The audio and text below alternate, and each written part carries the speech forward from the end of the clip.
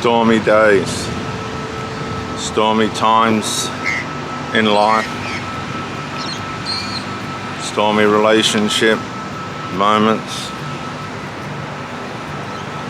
situations where you can't get your head around what's going on.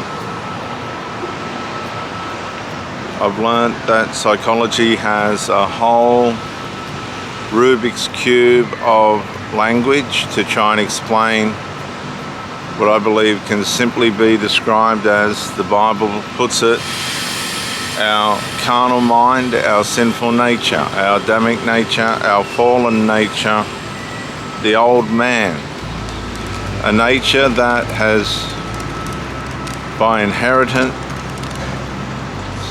been given to us through the fall of man at the beginning. This is a wonderful way of helping us to understand that there's a nature that works against us to destroy us from within. It's a little bit hard to come to terms with. Some people will never come to terms with it.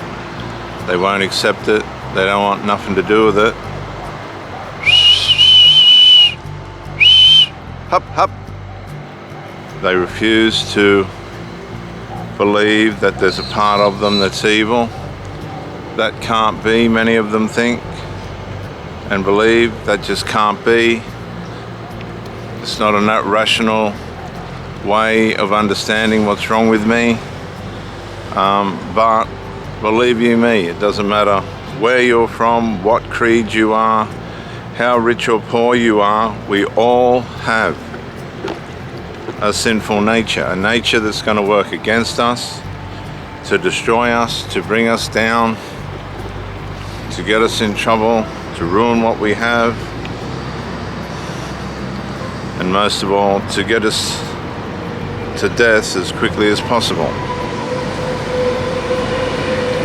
That's what the sinful nature does. That's what the sinful nature is about. And for many of us today, it's a situation where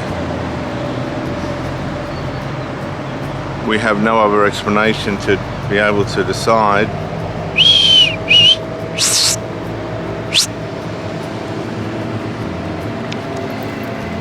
what is wrong with us, what's happening to us, and why we are the way we are. What are these storms that keep rising up in our lives? I remember as a young man I had several wonderful relationships, and I couldn't work out why, if I liked this person, all of a sudden I would want to get out of the relationship and meet somebody else. It wasn't what I wanted to do, but there was a nature inside me working against what I wanted. I wanted to do good. I wanted to be a good partner. I wanted the relationship to work. I didn't want to be mean or anything. I just wanted to have somebody else, and that wasn't fair. That wasn't right. So I went and started searching. What can I do to break this evil nature inside me? Come on, mate. Hey.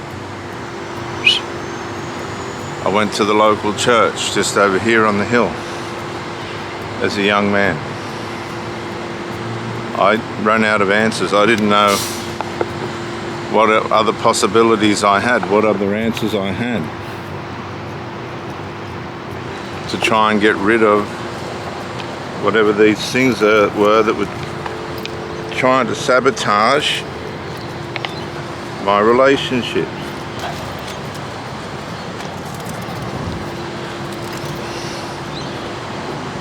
From within, from me, not the person, but me. This is before you start with any other person's problems. And what I figured out was, okay, I'm starting these relationships, I'm liking these people,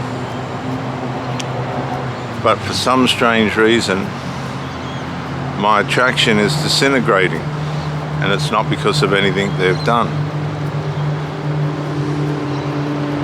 There's something inside me that's making me turn away from people that are trusting me to have a relationship with them. So I went to the church and I asked to see a priest or somebody, and I explained what was going on. And I'm not, Hank, come back. I'm not sure what the answer was that I got, and I'm not sure if it helped, because I went back. I eventually split up with this girl, broke her heart,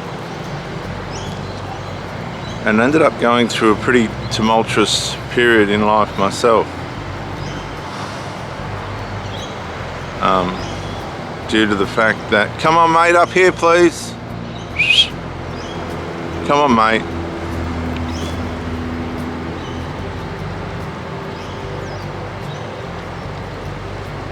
that I split up with somebody that really I had no right to do.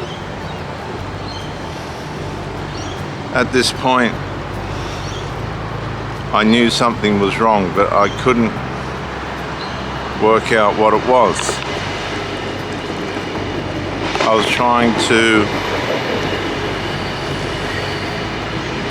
figure out what this influence was, this destructive influence was. And I guess if you put it in psychological terms, it was the exact behavior of a narcissist. Start a relationship, love bomb, run around stupid after a person, get them hooked in, establish the relationship, then disintegrate the relationship before the person's eyes without any decent or thorough explanation. That causes damage, severe damage to people. But I can tell you from experience, it also causes damage to you, because you're not understanding what's happening. It's happening, but you don't know why, and it's you that's doing it. You want to do good. Paul said in the Bible tells you that he tried to do good and he couldn't do it. We put an overemphasis on our relationship and we sabotage it. We make it too important, and this can turn us against it. We make it too important.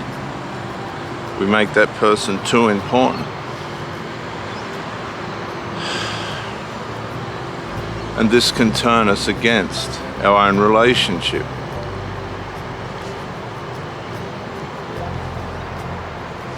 When we make somebody too important, we're not supposed to do that. And so things turn in on themselves, because people aren't to be worshipped. God is. We're not designed to worship people. So we need to be very, very careful that we don't set ourselves up for a fall by over-grandizing the person that we're with, and this happens all the time. We grandize the person that we're with, we put them on a pedestal, and then we're the ones that knock them off. We're the ones that go negligent. We're the ones that do things that are going to harm the relationship.